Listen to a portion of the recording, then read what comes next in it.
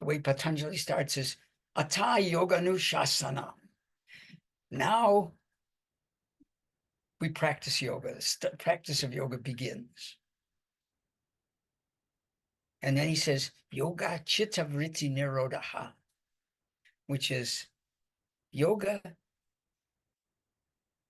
basically is the quieting of the mind. I mean, the literal translation is the inhibition of changes of mind, the inhibition of modifications of mind. But I think what it means is stay a steady mind. So you don't flit off and think this way and have this kind of emotion and then flip off maybe 5 minutes or 5 days later and have another total mood. It means you're not moody, you're not flighty, and you don't forget anything either. There's a point at which he says this yoga practice brings clarity of memory. And it's pretty clear what he means. You don't forget. And those who practice yoga seriously find their memories get better and better, even with advancing age. So that's interesting. So now everybody get quiet. You can think of your memory as a hall. And when you're quiet enough, the echo of a single word goes on and on and on. The quiet, undisturbed mind, like sand on which no wind will blow. You can write a love letter in the sand. It will still be there 100 years later. That's what you want your memory to be.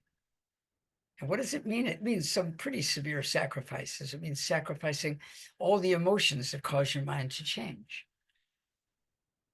Pain and pleasure amongst them. Who of us wants to go completely there? Well, that's what the yogi wants to do. Why? Because the yogi is curious about what is reality. And if it's shaded and altered by the various curtains and colored glasses we put before ourselves, you ain't gonna know. So let's take a little foray into the unknown, towards the unknowable, if there is such a thing. See, in Western philosophy, they say you can never know the real truth because all you know is our interpretation of what comes into us. It's just our interpretation. That's not what's really there. But the yogi makes a bold and courageous endeavor to remove all the non-objective, all the subjective elements, your mood, your education, everything about you, until it's just you. Now you have to believe in that pronoun you to do this.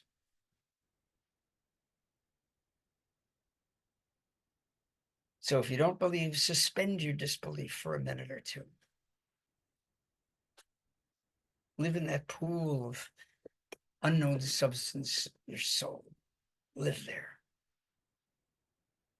It means a lot of discipline, not thinking about what you're going to do tonight or what you did yesterday or what you didn't do or anything at all. It means quieting the mind. And you might ask, well, if the mind isn't quiet, my mind is talking. Who is it talking to? To whom is it speaking? It's a question that we have a lot of trouble answering, but to the yogis, the mind was not you. We have trouble answering because we think we are our minds. So we're just talking to ourselves. To the yogi, no, the mind is like a separate thing, like a finger or an elbow. It's just a thing. And it can disturb you just as pain in your elbow can disturb you, but it's not you. So that makes the job of quieting your mind a little easier when you realize it's not essentially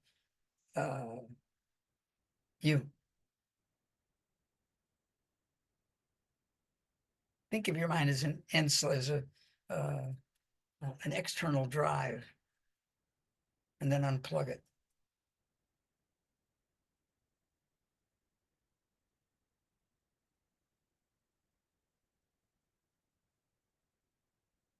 There are all the tricks the yogis use to make you quiet. They have you focus on your breath or the tip of your nose, something or other, and then they tell you not to Focus even there. Tonight, let's try a new approach.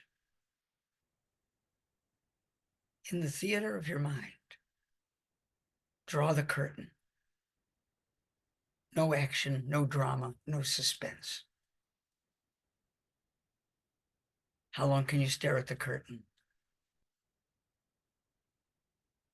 Stare at the curtain and nothing else.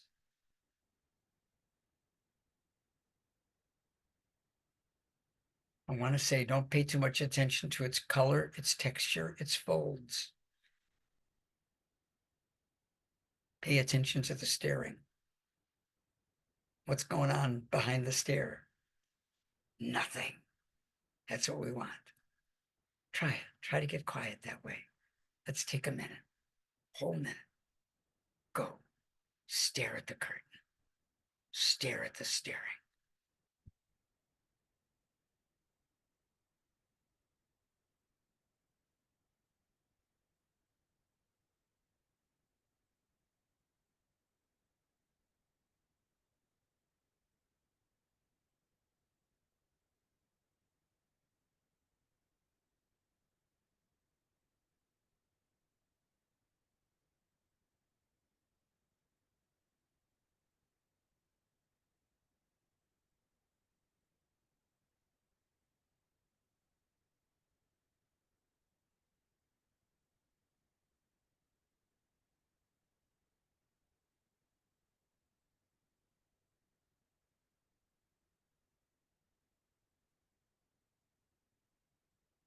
Okay.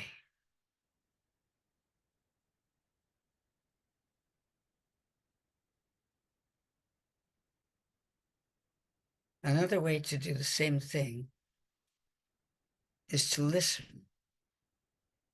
I've said this before, like an animal in the forest. So much of their lives depend on this. Is it something I can eat? Is it something that wants to eat me? It's extremely important. And what you can do to replicate what we did with staring at the staring is just listen as carefully as you can. It makes your body still. It makes your mind receptive. Good night. See you all in 2 weeks. Yeah. Bye.